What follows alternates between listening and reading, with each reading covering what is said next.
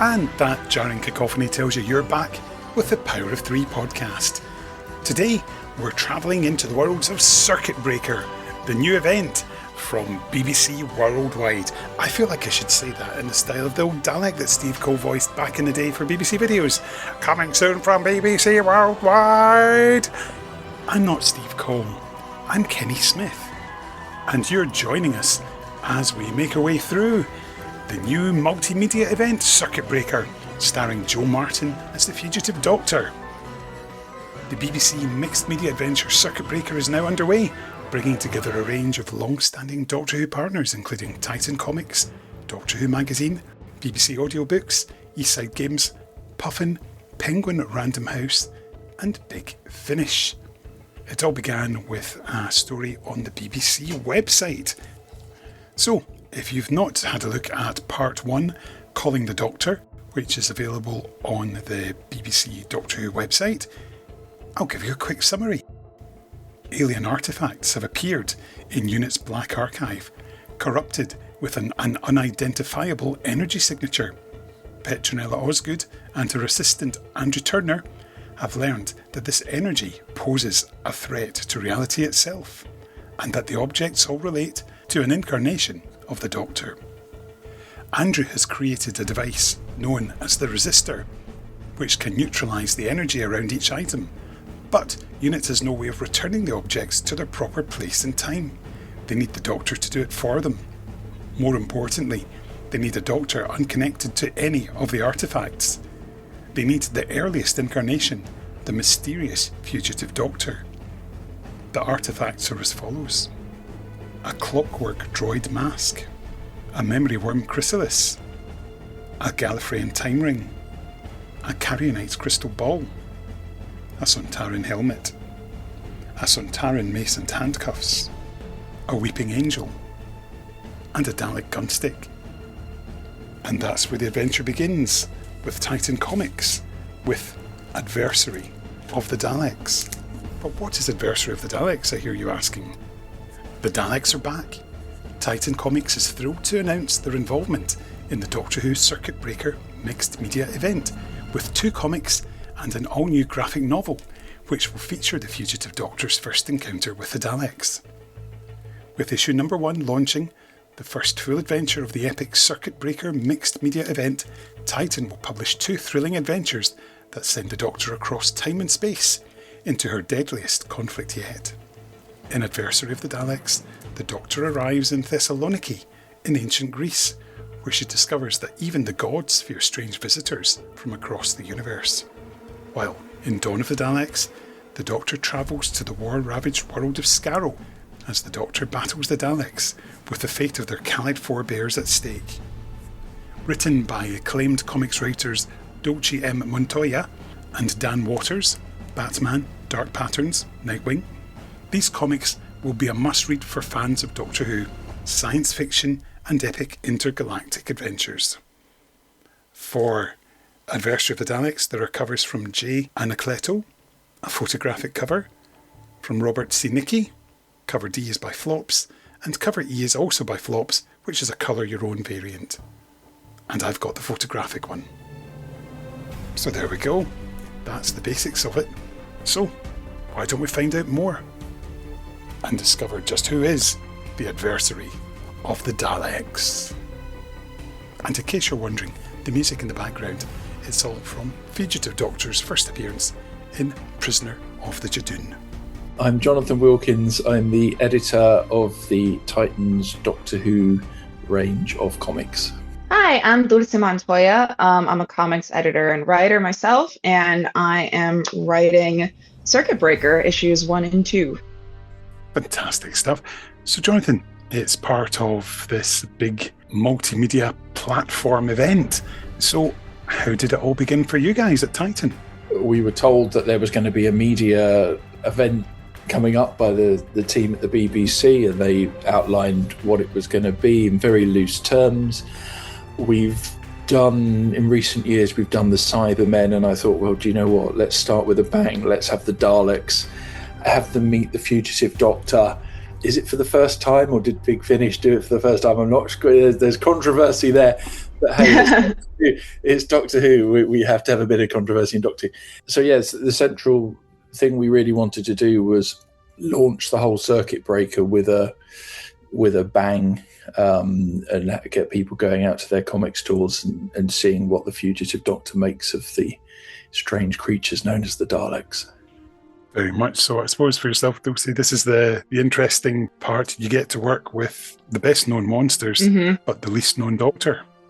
Yeah. I mean, the Daleks are always going to be this boogeyman in the Doctor Who universe. But it did feel quite intimidating to have this be sort of, I suppose, the first meeting, especially when it's with the Doctor Who. They're, as you said, not as much screen time, not as much filled in for them. But I had a blast because I was able to kind of do my own thing. I really feel a bit of a kinship with the Fugitive Doctor, if I may say so.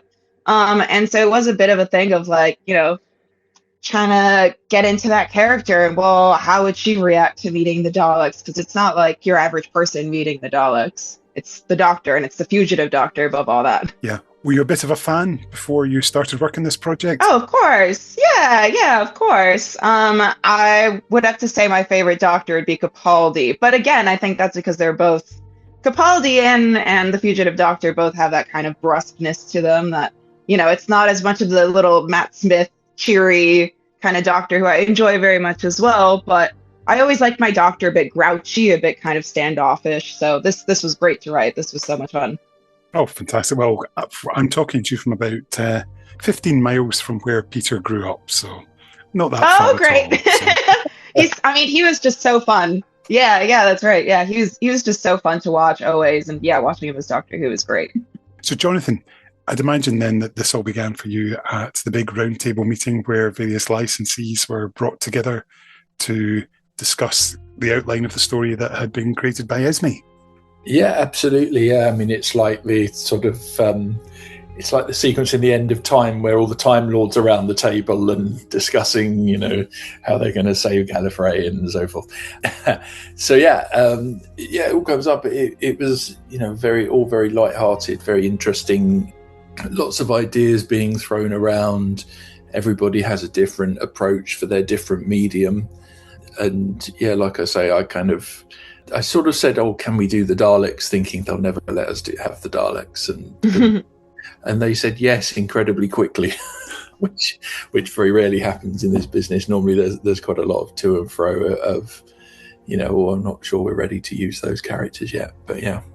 Fantastic. So, how was it decided? Like the orders to, like the running order, for example, with yourselves with this book towards the start of the journey before moving on and having the other one further down the line. So how was that all worked out? Was that something that the BBC had got planned, or was it something you worked out in negotiation? Well, originally, because we would originally have a 4-part story, and I think that was at the very start what we were thinking. And then we thought, well, we'll have 2 stories, 2-part stories, and we couldn't make it work because we're out, in stores every month. It would mean delaying everybody else with their circuit breaker projects, getting into stores. So in the end, we decided sort of 2 bumper issues was the way to go. And then we thought, well, we'll have the first one, and then the second one will come out a month later. So DWM sort of bridging the gap. So it's a comic strip heavy start to the circuit breaker experience.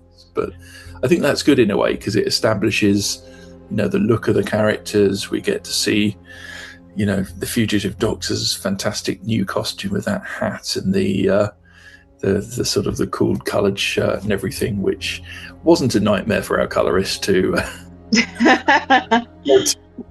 And so yeah, that's kind of the genesis of it, really. Yeah. So what led you to this writing team?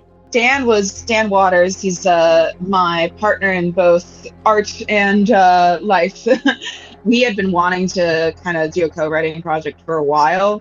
And he'd already written Doctor Who, and he was approached to do Circuit Breaker. And, it felt like a good opportunity for us to finally do something together. I've, lightly edited him in the past, and, we had a general sense of how we would work together. And, thankfully it turned out great. Usually the process would start with, we'd outline together, then I would go off and write the first draft on my own, and then he'd come in and do some tweaks. And then I'd go in again and kind of like, we'd agree on everything together and then send it off to Jonathan. And it was pretty smooth, I have to say. Yeah, it's great.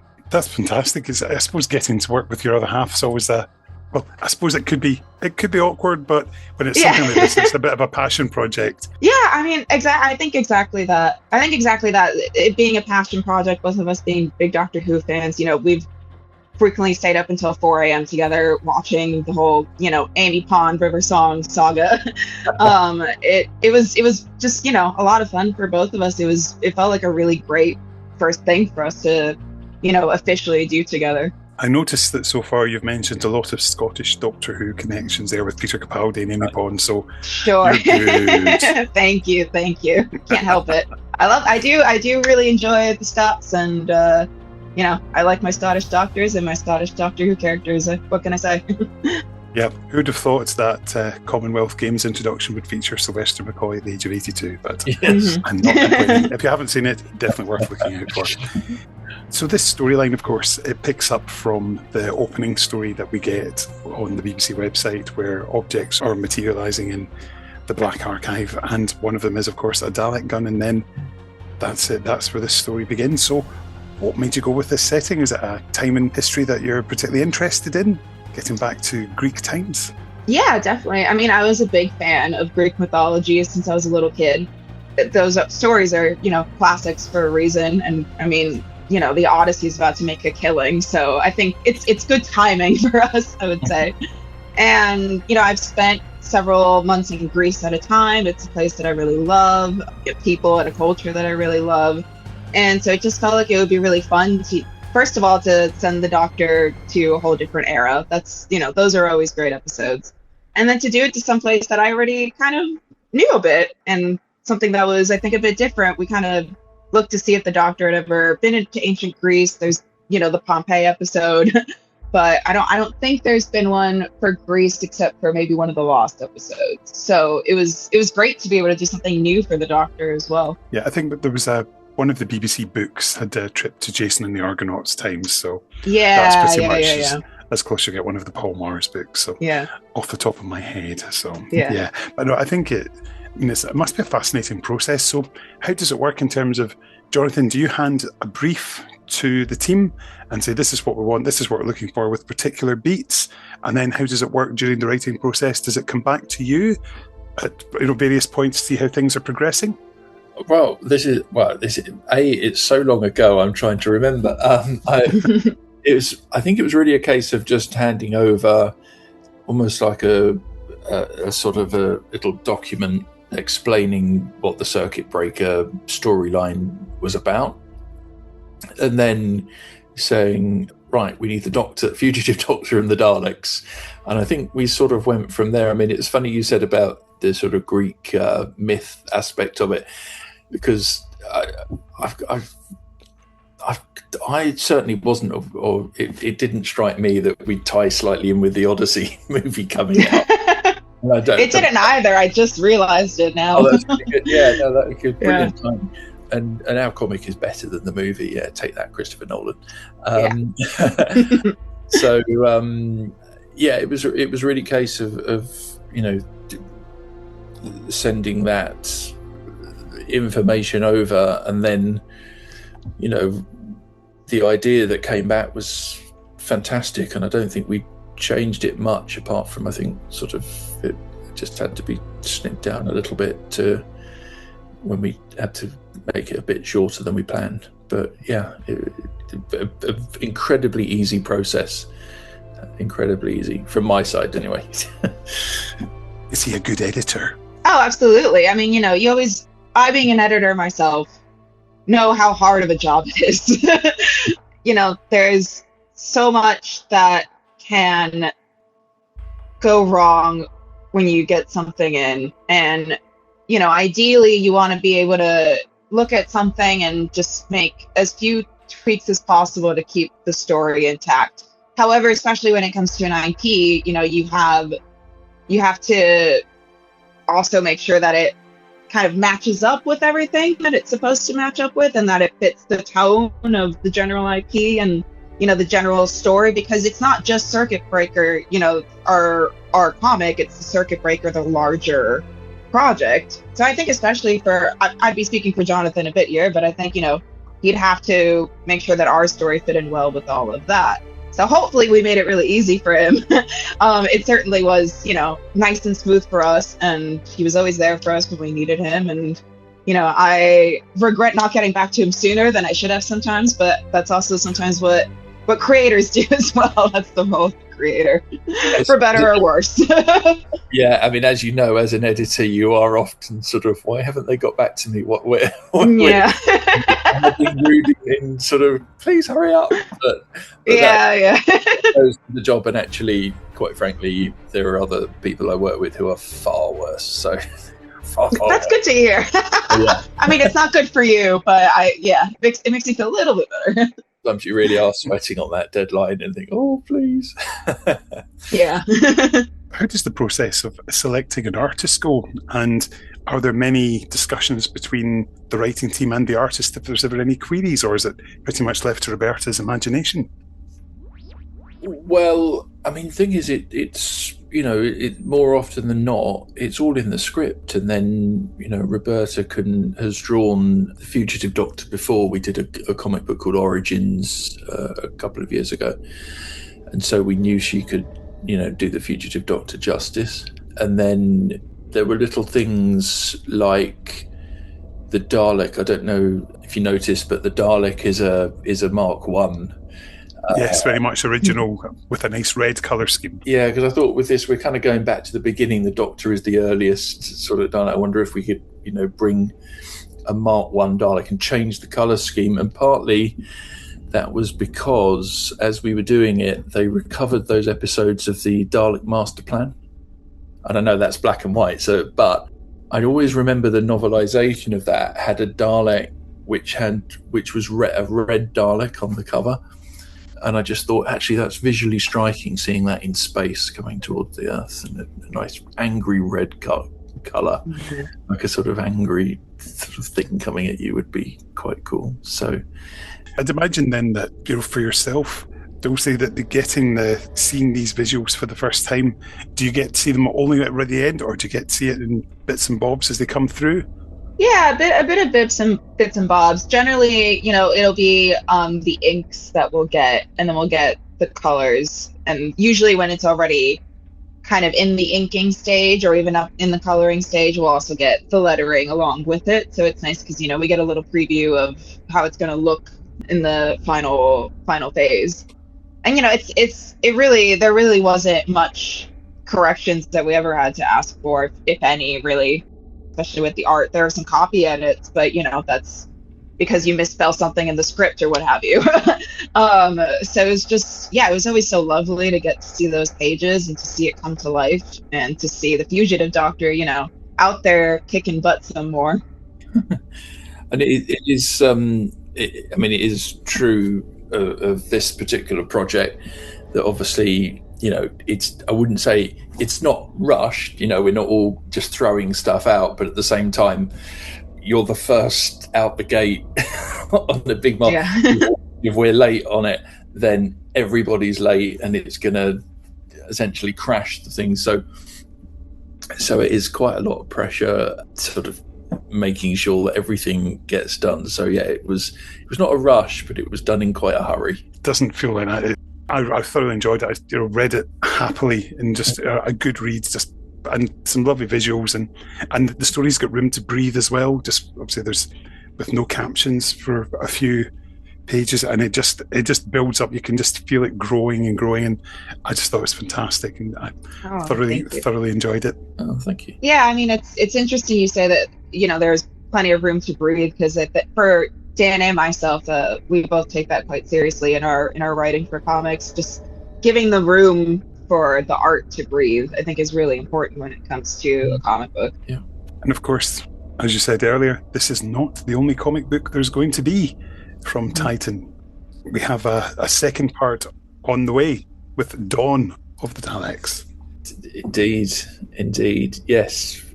Can you tease much about it? Oh gosh. Well, I can tell you that we're going to Skaro. I can tell you that. Oh my goodness, what can we say? I can tell you that there are a lot of Daleks in this one. A lot. Mm-hmm. Yes, and I can tell you that the Fugitive Doctor goes on quite a journey in this story. Quite a journey. It's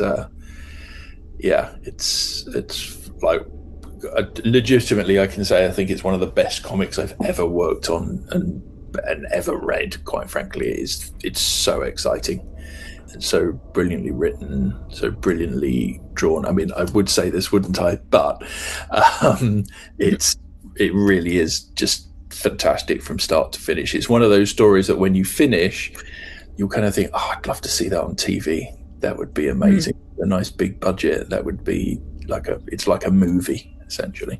Well, that's what Dulce wants to hear from the boss. Yeah. Very, very, very, very kind words. So we can expect to see that in early August, I think it is, isn't it? Early August, yeah, absolutely. Yeah, it's gone to press. It's being printed as we speak. Well, yeah. Looking forward to that as well.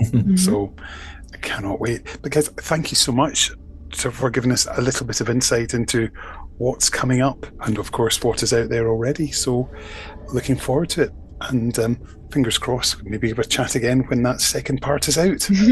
Absolutely. Yeah, absolutely. Yeah, for sure. Thank you so much, Kenny. This was lovely. Yeah, this is great. Thank you. Thank you. So there we go.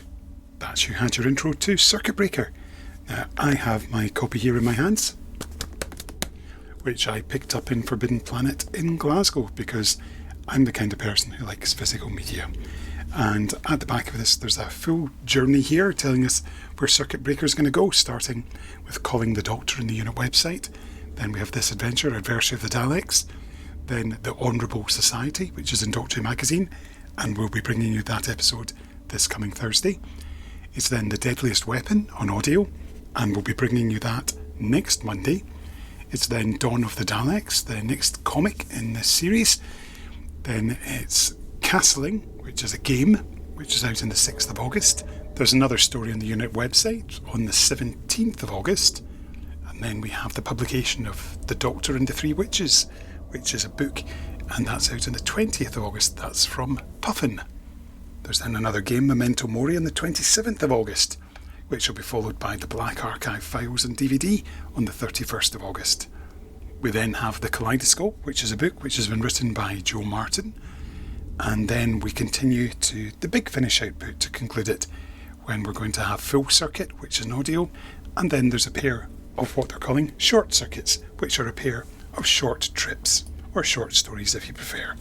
And you'll be able to find out more of those very soon in the next issue of Vortex, which is out from Big Finish. In fact, I think it's out now. Pop over to www.bigfinish.com/Vortex to find out more.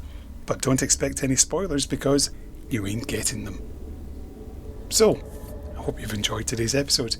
If you have, feel free to leave a review for us wherever you get your podcasts from. If you want to comment, you can get us on social media. We're at Power of 3 Pod. That's Power of 3 with a number 3. And we're on Blue Sky at Finished Zine. And we have our Facebook group as well. Now we've reached that point of the pod where it's time to finish up and leave you with a song. And for today, I've not got a Pet Shop Boys song for you, which will probably surprise many of you. However, I've reached for my shelves and found a CD from 2011. This is from Classic Hard Dance Anthems Volume 5, and this is a track called Adversary, and it's from DJ Yorin. So sit back, enjoy, and well, actually no, you'll probably all hate, but hey, sorry people. We'll be back very soon with the next chapter in Circuit Breaker. Bye bye.